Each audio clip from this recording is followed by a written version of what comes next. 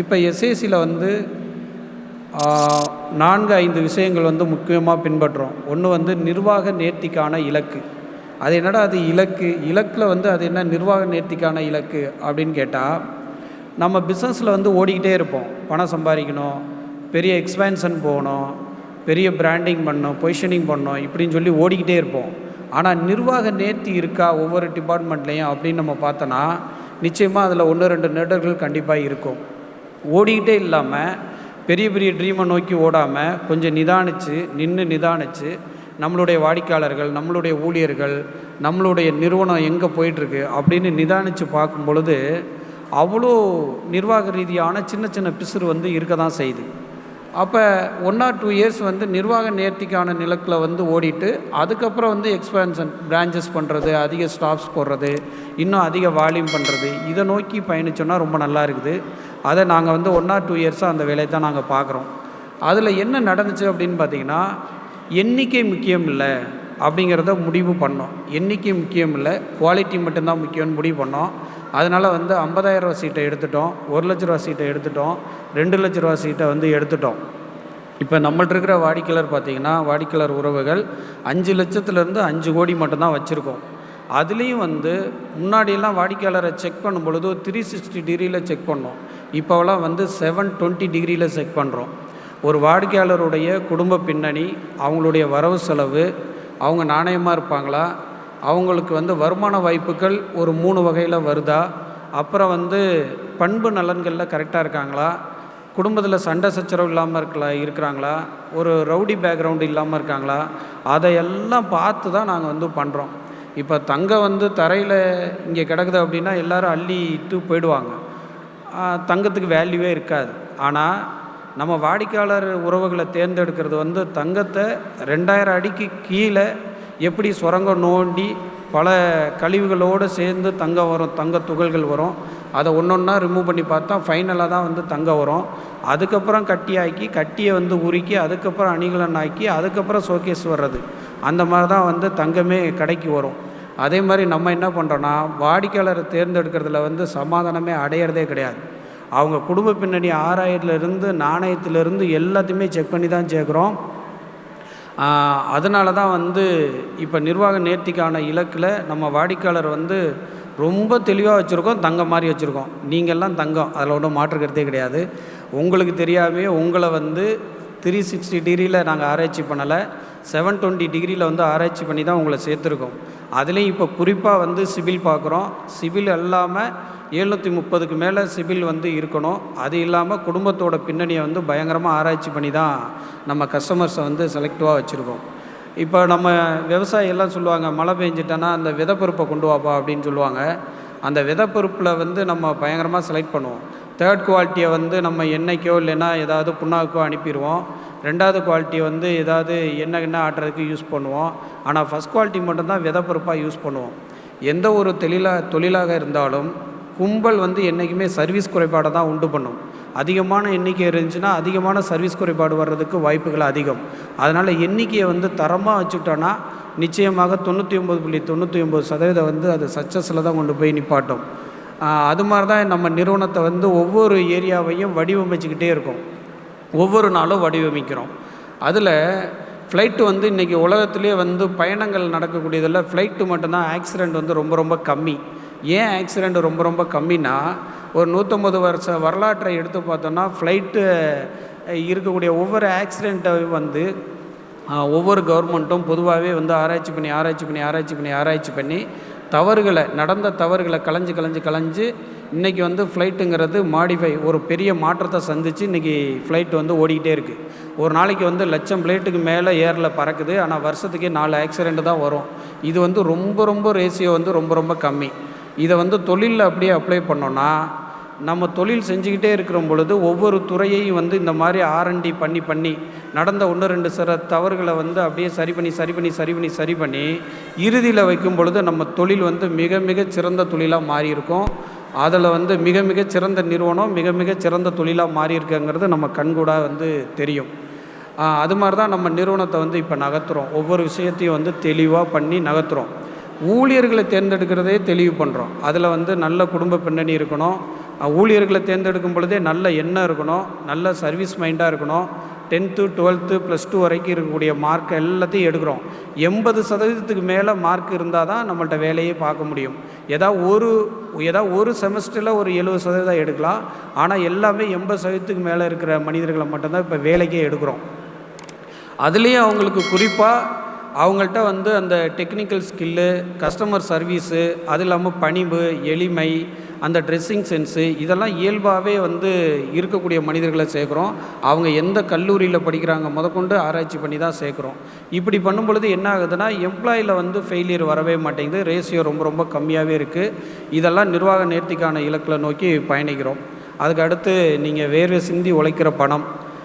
ஜெயனாஞ்சிஸில் நாங்கள் அடிக்கடி சொல்கிற ஒரு வாசகம் உண்டு. தம்பி, இந்த தொழில் செய்யும் பொழுது நமக்கு இந்த தொழில் பிடிக்கலேன்னு முடிவு பண்ணிட்டோன்னா 20 மாதம் கழித்து இந்த தொழிலை எல்லாத்துக்கும் 100% பணத்தை பட்டோடா பண்ணிட்டு அவங்க உறவு எப்படி இருக்குதோ, இன்றைக்கி எப்படி இருக்கோ அதே மாதிரி நம்ம இந்த தொழிலை விடும் பொழுதும் அந்த உறவோடு நம்ம நாணயமாக உசுருக்கு மேலே நினைக்கிற நாணயத்தோடு நம்ம வெளியேறணும். அந்தளவுக்கு தொழிலில் ஒவ்வொரு இடத்துலையும் கிளாரிட்டி இருக்கணும், தெளிவு இருக்கணும் அப்படின்னு சொல்லி அடிக்கடி நாங்கள் நாங்கள் சுய பரிசோதனை பண்ணிக்குவோம். அதில் தான் நான் சொன்னேன், வாடிக்கையாளர் தேர்ந்தெடுக்கிற விதம், ஊழியர்களை தேர்ந்தெடுக்கிற விதம், அதுக்கப்புறம் நீங்கள் வேறு சிந்தி உழைக்கிற அந்த பணத்தில் இருக்கிற அக்கறை. அந்த பணம் சாதாரணமெல்லாம் ஒருத்தங்க சம்பாரிச்செல்லாம் பணம் வராது. அந்த பணத்தை அறிவை கொடுத்து, உழைப்பை கொடுத்து, வேர்வையை கொடுத்து, தலைமுறையாக பிஸ்னஸ் பண்ணி அந்த பணத்தை மாதம் மாதம் நம்மளை நம்பி 1 கோடி ரூபா சீட்டு, 2 கோடி ரூபா சீட்டு, 5 கோடி ரூபா சீட்டுன்னு கொடுக்கும் பொழுது அந்த பணத்தை அவங்க நினைக்கிறதுக்கு முன்னாடி கொண்டு போய் பணத்தை கொடுத்துடணும். அதுக்கு நாங்கள் என்ன பண்ணுறோன்னா, பேலன்ஸ் ஷீட்டில் ரொம்ப ரொம்ப தெளிவாக இருப்போம். 15 நாளைக்கு ஒரு முறை பேலன்ஸ் ஷீட்டு போட்டு பார்ப்போம். செலவை ஆராய்ச்சி பண்ணுவோம், வரவை உறுதிப்படுத்துவோம், லாபத்தை உறுதிப்படுத்துவோம். எங்கெங்கே பிசுறு இருக்கோ அந்த அன்வான்ட் செலவெல்லாம் க்ரீன், எல்லோ, ரெட்டு போட்டு அந்த எல்லோ செலவு, ரெட்டு செலவை ஆராய்ச்சி பண்ணி அந்த ரெட்டு செலவு இருந்துச்சுன்னா தூக்கிடுவோம். ஆடம்பரம் பண்ண மாட்டோம், பேராசை இருக்காது. மாதம் லாபம் இவ்வளோங்கிறத உறுதி பண்ணிடுவோம். அதோட முக்கியமானது எமர்ஜென்சி ஃபண்டுன்னு ஒன்று நாங்கள் வச்சுப்போம். யார் எப்போ எமர்ஜென்சின்னு பணம் கேட்பாங்கன்னு தெரியாது. அதனால் அவங்களுக்கு கேட்கும் பொழுது ஏ கிரேட் கஸ்டமருக்கு பணத்தை கொடுத்தணுங்கிறதுல நாங்கள் உறுதியாக இருப்போம். அந்த பேலன்ஸ் ஷீட்லேயே 4 விரயங்கள் இருக்குது. நேர விரயம் இருக்குது, பணம் விரயம் இருக்குது, பொருள் விரயம் இருக்குது, வீண் முயற்சி விரயம் இருக்குது. அந்த நேர விரயத்தில் கவனமாக இருப்போம். ஒரு எம்ப்ளாய்க்கு 30,000 ரூபா நம்ம சம்பளம் கொடுக்குறோன்னா பெர் டே நம்ம 1000 ரூபா சம்பளம் கொடுக்குறோம். அப்போ அவர் கரெக்டாக 8 மணி நேரம் 10 மணி நேரம் ஒர்க் பண்ணுறாருன்னா நமக்கு கரெக்டாக வாங்குகிற சம்பளத்துக்கு வேலை பார்க்குறாரா அப்படிங்கிறத அளவிடுவோம். அதில் ஒரு 1 மணி நேரம் போய் பாத்ரூமில் உட்காந்துருக்காரு, இல்லைன்னா ஃபோனில் பிஸி ஆகிடுறாரு அப்படின்னா நம்ம கொடுக்குற சம்பளம் லாஸ். அது நேர விரயத்தில் சேரும், வீண் முயற்சி விரயத்துலேயும் சேரும். அப்பாயின்மெண்ட் இல்லாமல் ஒரு கஸ்டமரை போய் பார்த்தாலும் அது வீண் முயற்சி விரயத்தில் போய் சேரும். அப்போ அந்த 4 விரயங்களில் நாங்கள் ரொம்ப ஆழ்ந்து பார்க்குறோம். அதனால் ப்ராஃபிட் கூடுது. அதனால் ஏமாத்துறவங்களுடைய எண்ணிக்கை ரொம்ப குறையுது. ரெண்டாவது, நம்ம மைக்ரோ மேனேஜ்மெண்ட் ரொம்ப தொடர்ச்சியாக கண்காணிக்கிறோம் எம்ப்ளாயை. அங்கேயும் நம்மளுடைய பணம், சம்பளமாக கொடுக்குற பணம் விரயமாகக்கூடாது அப்படிங்கிறதுல உறுதியாக இருக்கும். பேலன்ஸ் ஷீட்டில் நம்ம யாரெல்லாம் ரொம்ப கவனமாக இருக்கிறோமோ அந்தளவுக்கு நம்மளுடைய ப்ராஃபிட்டை இன்க்ரீஸ் பண்ணிட்டு போயிட்டே இருக்கலாம், லாபத்தை உறுதி பண்ணிட்டு போயிட்டே இருக்கலாம். இப்போ இறுதியாக இறைவன் ஆசீர்வாதத்தில் ஒரு 2 வருஷத்துக்கு அப்புறம் ஒரு ஸ்கூலு, ஒரு காலேஜு, அது எல்லாமே சிட்டில் இருந்து சம்பாரித்து தான் பண்ணியிருக்கோம். அதில் நாங்கள் எதையுமே விரயமாலாம் பண்ணுறதெல்லாம் கிடையாது. தெளிவான நோக்கோடு தான் நம்ம செயல்படுறோம். கடன் வாங்கி பண்ணுறது கிடையாது, இஎம்ஐ கட்டுறது கிடையாது. சில விஷயங்கள், இந்த காரு, இந்த ஒரு சில வீடுகளுக்கு லோன் இல்லைன்னா கவர்மெண்ட்டே ஏற்றுக்காது, அதுக்காக லோன் போட்டு பண்ணுறோம். மற்ற விஷயத்தில் பேலன்ஸ் ஷீட்டில் ரொம்ப ரொம்ப தெளிவாக இருக்குது. அதோடு உங்கள் பணத்தின் மேலே ரொம்ப அக்கறையாக இருக்கிறதுக்கு இன்னொரு நிகழ்வு என்ன சொல்லலான்னா, இப்போ நான் தம்பியோட 3 பேர் ஃபஸ்ட்டு கேட்டகரி லீடர்ஷிப்பில் நாங்கள் இந்த நிறுவனத்தை நகர்த்துறோம். ஒருவேளை ஒரு காலத்தில் நாங்கள் 3 பேருமே இல்லை, திடீர்னு ஒரு ஆக்சிடெண்ட்டு, இல்லை நாங்கள் 3 பேருமே இல்லாமல் போயிட்டோன்னா அடுத்து இந்த பணத்தை கொண்டு போய் வாடிக்கையாளர்கிட்ட எப்படி சேர்ப்போம் அப்படிங்கிறதுக்கு 2ஆம் கட்ட தலைவர்கள் வச்சுருக்கோம். அதில் எக்ஸிக்யூட்டிவ் டைரக்டர்னு சொல்லி 5 பேர் உருவாக்கி வச்சுருக்கோம். நாங்கள் என்னெல்லாம் தொழிலில் பண்ணுவோமோ அதெல்லாம் அவங்களுக்கு கற்றுக் கொடுத்துருக்கோம். நாங்கள் இல்லாட்டினாலும் அவங்க இதே மாதிரி உங்களுக்கு கொண்டு பணத்தை நீட்டாக சேர்த்துருவாங்க. அந்தளவுக்கு நாணயமான நபர்களை, நல்ல குடும்ப பின்னணி கொண்ட நபர்களை எக்ஸிக்யூட்டிவ் டைரக்டர்ஸாக வச்சுருக்கோம். அவங்க நாங்கள் இல்லாட்டினாலும் உங்களுக்கு பணத்தை பட்டோடா பண்ணிடுவாங்க. அதுக்கு அடுத்த கேட்டகரி என்னென்னா, 3ஆவது லேயர் ஒன்று வச்சுருக்கோம். அது டைரக்டர்ஸ்ன்னு சொல்லிட்டு, ஜாயின்ட் டைரக்டர்ஸ்ன்னு சொல்லிட்டு அதில் ஒரு 10-20 பேர்த்த உருவாக்கி வச்சுருக்கோம். அதில் 1-2 ஃபெயிலியர் ஆனாலும் ரொம்ப நல்லவங்க ரொம்ப பேர் நம்மள்கிட்ட இருக்காங்க. அவங்க உங்களுடைய பணத்தை 2ஆவது லேயர் இடி டைரக்டர்ஸ் இல்லைனாலும் டைரக்டர்ஸ் உங்கள்கிட்ட பணம் கொடுத்துருவாங்க. அதுக்கு அடுத்து 4th லேயர் ஒன்று வச்சுருக்கோம். அது வந்து சிடின்னு சொல்லி டைரக்டரு, அதில் ஒரு 10 பேர்த்துக்கு மேலே இருப்பாங்க. அவங்களுக்கும் இப்போ ட்ரைனிங் மேலே ட்ரைனிங்காக கொடுத்து இந்த தொழிலை கற்றுக் கொடுத்து, ஒருவேளை இந்த 3 லேயர் இல்லாட்டினாலும் அவங்க அடுத்த லேயருக்கு வந்து அந்த பணத்தை வந்து கரெக்டாக பட்டோட பண்ணுவாங்க. அடுத்து 5வது ஒரு லேயர் வச்சுருக்கோம் எங்கள் ஜென்ரேஷன். அவங்க வந்து 22 வயசு, என் பையனுக்கு 22 வயசு. அதே என் பையன் ஏஜ்லேயே வந்து ஒரு 4-5 பேர் வச்சுருக்கோம். அந்த 4 லேயரும் ஃபெயிலியர் ஆனாலும் 5வது லேயர் உங்கள்கிட்ட வந்து பணத்தை கொடுத்துருவாங்க. இந்த தொழிலை வந்து கற்றுக் கொடுத்துக்கிட்டே இருக்கோம். இப்போ இந்த 5 லேயரை வந்து நம்ம நாணயத்துக்காக உங்களுடைய பணத்தை வந்து அக்கறையாக உங்கள் பணத்தை டயத்தில் கொண்டு வந்து சேர்க்கணுங்கிறக்காக அடுத்தடுத்த மிலிட்ரி லீடர்ஷிப்பில் வந்து உருவாக்கிக்கிட்டு உங்கள் பணத்துக்கு வந்து சேஃப்டி சைடு வந்து ரொம்ப ரொம்ப திங்க் பண்ணிகிட்டு இருக்கோம். அதனால் நிர்வாக நேர்த்திக்கான இலக்கை நோக்கி பயணம் சிறப்பாக போயிட்டே இருக்குது. பேலன்ஸ் ஷீட்டில் தெளிவாக ஒர்க் பண்ணிகிட்டே இருக்கோம். எங்கள் ஊழியர்களை தேர்ந்தெடுக்கும் பொழுது நல்ல குடும்ப பின்னணி கொண்ட மனிதர்களை நம்ம தேர்ந்தெடுத்துகிட்டே இருக்கோம். அதே மாதிரி உங்களை தேர்ந்தெடுத்து வந்து 360 டிகிரியில் செக் பண்ணல, 720 டிகிரியில் செக் பண்ணியிருக்கோம். எண்ணிக்கை முக்கியம் இல்லை, தரம் தான் முக்கியம்ன்ட்டு அதில் உசுராக இருக்கோம். இறுதியாக சொல்கிறது என்னென்னா, எங்களுடைய இந்த இடி டைரக்டர்ஸு, மேனேஜிங் டைரக்டரு, சேர்மன் இவங்கெல்லாம் வந்து ஒரு பொறுப்பு தான். நாங்கள் வந்து பணிவாக தான் உங்கள்கிட்ட இருக்கோம். எங்களுடைய எல்லாரோட வலது கையை வெட்டி போட்டாலும் அந்த வலது கை வெட்டப்பட்ட வலது கையில் இருக்கிற ஒவ்வொரு அணுவும் எங்களுடைய நாணயத்தை பற்றி பேசும். நாங்கள் உயிரோடு இருக்கும் பொழுதும் உயிரே போனாலும் கூட அந்த கையில் இருக்கக்கூடிய சாம்பலாக இருக்கக்கூடிய அந்த அணு கூட எங்களுடைய நாணயத்தை பற்றி பேசும். நிச்சயமாக நிறுவனத்தை வந்து நீங்கள் 100 இல்லை 200% நம்பலாம்.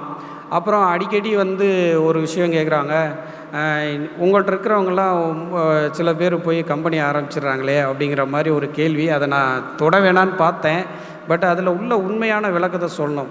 நம்ம இப்போ புதுசாக கஸ்டமர் வந்து நம்மள்கிட்ட சேர்றேன்னு சொன்னாலே தயவு செஞ்சு சேராதீங்க. எங்கள்கிட்ட ஜெயனாஞ்சிச்சே வந்து நீங்கள் நம்பாதீங்க. முதல்ல வந்து உங்கள் பொண்ணுக்கு எப்படி மாப்பிள்ளை தேடுவீங்க, மாப்பிள்ளைக்கு எப்படி பொண்ணு தேடுவீங்க, அது மாதிரி உங்கள் உழைப்போட வந்த பணத்தை வந்து நம்பி எங்களையே போடாதீங்க. நான் யாருன்னு என்னை விசாரிங்க.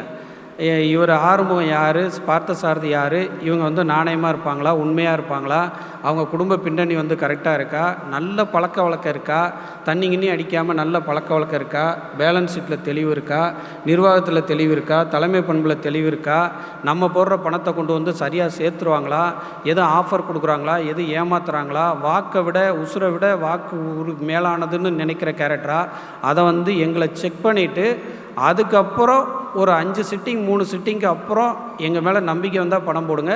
இல்லைன்னா தயவு செஞ்சு பணம் போடாதீங்க. இடையில நம்பிக்கை வர்றதுக்காக எங்களை ஆராய்ச்சி பண்ணுங்கள் அப்படின்னு நாங்கள் ஓப்பனாக சொல்லிடுறது. அதுக்கப்புறம் நம்மளும் உண்மையாக முகத்துக்கு முன்னாடி சொல்லிடுவோம். உங்களையும் அவ்வளோ ஈஸியாக நாங்கள் சேர்க்க மாட்டோம்.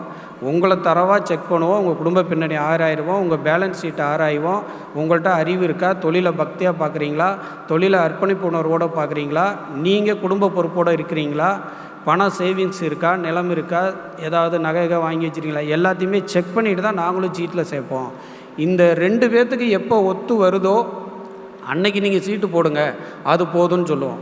அதே மாதிரி அவங்கள்ட்ட உறுதியாக சொல்லிடுவோம். ஜெயனாஞ்சிட்ஸில் சீட்டு போட்டுட்டு வீட்டில் போய் ஒரு மைல்டாக 99.99% ஓகே, ஆனால் 1% கூட எங்கள் மேலே நம்பிக்கை இல்லை அப்படின்னு ஒரு உணர்வை வந்து நாங்கள் கொடுத்துட்டோன்னா கண்டிப்பாக இந்த நிறுவனம் மறுபடியும் மறுபரிசீலனை பண்ணி அந்த நம்பிக்கை கொடுக்குறக்காகத்தான் உசுரை கொடுத்து வேலை செய்வோமே ஒழிய, ஆனால் அவசரப்பட்டு ஒரு காரியத்தை வந்து நிச்சயமாக நாங்கள் எந்த காலத்துக்கு வந்து செய்யவே மாட்டோம். அதனால் வந்து இந்த நிகழ்வு மூலியமாக உங்களை இந்த மீட்டு மூலியமாக ரொம்ப அற்புதமான இந்த குடும்ப உறவு விழாவில் சந்தித்ததில் ரொம்ப ரொம்ப மகிழ்ச்சி. எங்கள் டீம் எப்போதும் போல் உங்களுக்கு 24/7 சர்வீஸ் பண்ணுறதுக்கு வந்து தயாராக இருக்குது. நாணயத்தின் பேர்லேயோ எங்களுடைய தரத்தின் பேர்லேயோ உங்களுக்கு வந்து 100 இல்லை 200% வந்து சந்தேகம் வேண்டாம். எங்களுக்கு எந்த நேரம் வேணாலும் நீங்கள் வந்து கால் பண்ணலாம். உங்கள் வியர்வை சிந்தி உழைக்கிற பணத்தை நீங்கள் எங்கேயாவது இன்வெஸ்ட்மெண்ட் பண்ணணுன்னு நினச்சிங்கன்னா தயவு செஞ்சு அந்த நிறுவனத்தை நடத்துகிறவர் யார், சொந்த வீடு இருக்கா, அவரோட பழக்க வழக்கம் எப்படி இருக்குது, நல்ல பழக்க வழக்கம் இருக்கா, தண்ணி கிண்ணி அடிக்க மாட்டாரா, ஒருவேளை வந்து அவர் இல்லைன்னா யார் பணம் தருவா, அவர் இல்லைன்னா யார் பணம் தருவா, மிலிட்ரி லீடர்ஷிப்பில் அவருக்கு அப்புறம் வந்து ஒரு 10 பேரை லீடர்ஸை உருவாக்கி வச்சுருக்காங்களா, அவருடைய நிர்வாகத்திறன் இருக்கா, அறிவு இருக்கா, தலைமை பண்பு இருக்கா, எல்லாத்தையும் ஆராய்ச்சி பண்ணிட்டு சிட்டு போடுங்க. இல்லைன்னா பேங்க்கில் பணம் போடுறதா கூட ஆராய்ச்சி பண்ணி பண்ணுங்கள். எங்கே இன்வெஸ்ட்மெண்ட் பண்ணாலும் ஆஃபரை எதிர்பார்க்காதீங்க, கவர்ச்சிகரமான திட்டங்களை எதிர்பார்த்து பணம் போட்டுறாதீங்க. தெளிவாக இருந்தால் உள்ளுணர்வு சொன்னால் மட்டும் போடுங்க. இல்லைன்னா நீங்கள் வந்து ஆராய்ச்சி பண்ணுறதுக்கு அதிக நேரம் எடுத்துங்க. ரொம்ப நன்றி. இன்னும் நீங்கள் நல்லா என்ஜாய் பண்ணிட்டு அடுத்து சோமவல்லியப்பன் ஐயா பேச இருக்காங்க. நகை எப்படி மாற்றம் நடந்துக்கிட்டே இருக்குது, உலகளவில் என்ன மாற்றம் நடக்குது, கச்சா எண்ணெயில் என்னெல்லாம் மாற்றம் நடக்க போகுது, உங்கள் தொழிலில் என்ன விதமான பாசிட்டிவ் நெகட்டிவ் பாதிப்புகள் ஏற்படுங்கிறத ஐயா வந்து இறுதியாக அவங்க பேச இருக்காங்க. நீங்கள் போகும்பொழுது எல்லோரும் சாப்பிட்டு தான் போகணும். ஏதாவது சின்ன சின்ன நிகழ்வுகளில் ஏதாவது தவறுகள் இருந்தால் மன்னிச்சிங்க. மீண்டும் அடுத்த ஒரு 1 or 2 இயர்ஸில் வந்து ஒரு அற்புதமான நிகழ்வில் வந்து சந்திப்போம். எப்பொழுதும் கடினமான பாதைகளை தேர்ந்தெடுப்போம். அந்த பாதைகளில் தான் போட்டிகள் அதிகம் இருக்காது. அதன் இறுதியில் கிடைக்கேற்றி நம்மை எல்லாம் உச்சத்தில் நிறுத்தும். நன்றி.